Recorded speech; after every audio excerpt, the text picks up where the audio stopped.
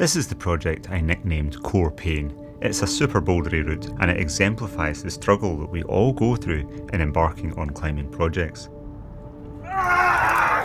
It can be almost impossible to visualise succeeding on something when you repeatedly fail and can see no obvious way to change that picture. In this episode, I'm going to start with a claim that expending lots of effort to believe in yourself may not be necessary to succeed, or at worst, it might even tip the scales against you. Then I'll briefly explain what I do instead.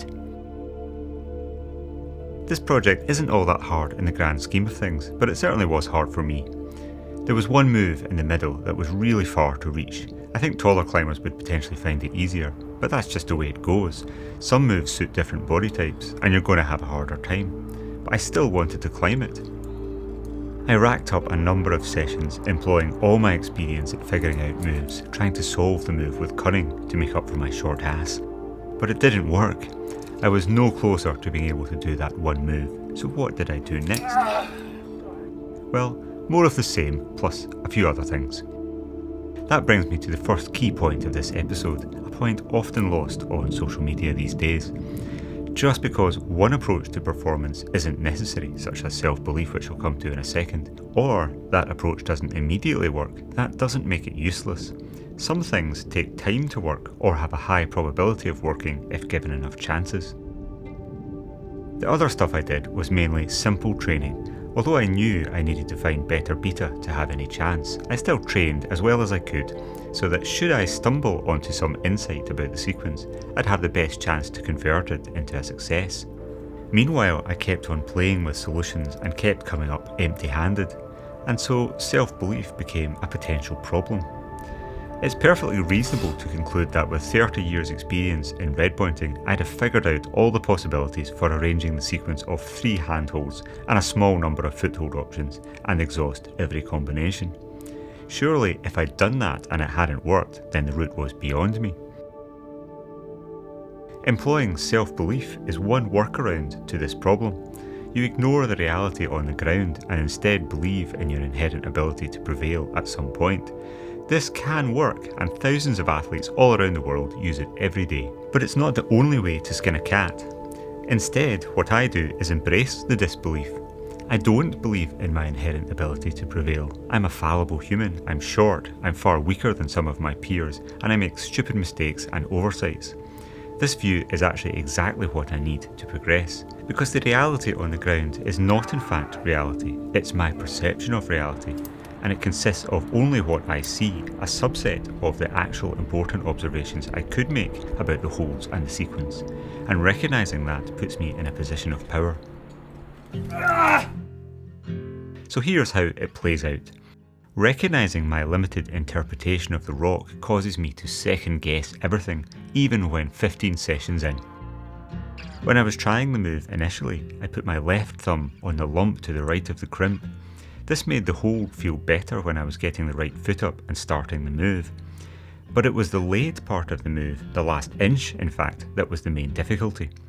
So I switched back to hooking the thumb underneath on a different lump. That made it harder to start the move, but allowed me to push my body a little rightwards and reach a centimetre or 2 closer to the next edge, a net win. I assumed this way of holding the left hold was a critical piece of learning that would be key to a future success. That was the perception, the wrong one. Later, I found another improvement, a terrible knee scum on a sharp little piece of quartz. It got me touching the next hold. Once, and once only, I actually did the move, but it still wasn't enough. My second guessing came to the rescue again. I eventually had the bright idea to switch the thumb back to the original position, and in this new context of the knee scum method, it immediately helped. The knee scum was getting me the height, but pulling me to the left. The thumb helped me to push back to the right, and so it clicked.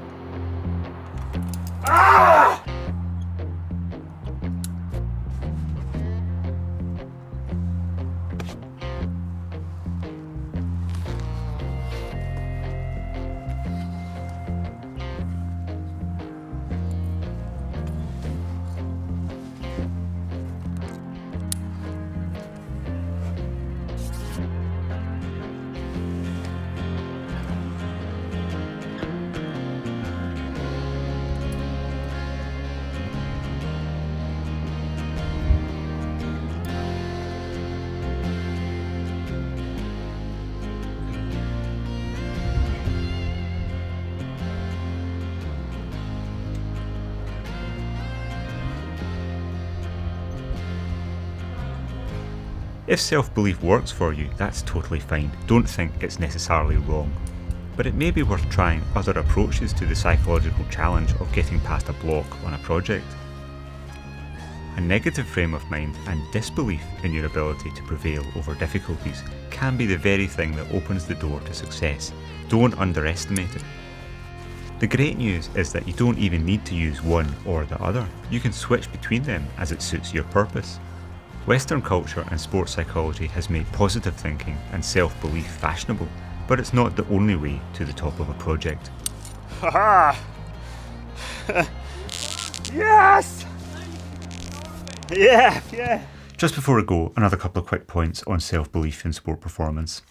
I realise that since we've had so much encouragement to try and have self-belief, then it might be kind of a hard sell to suggest how it could possibly be harmful.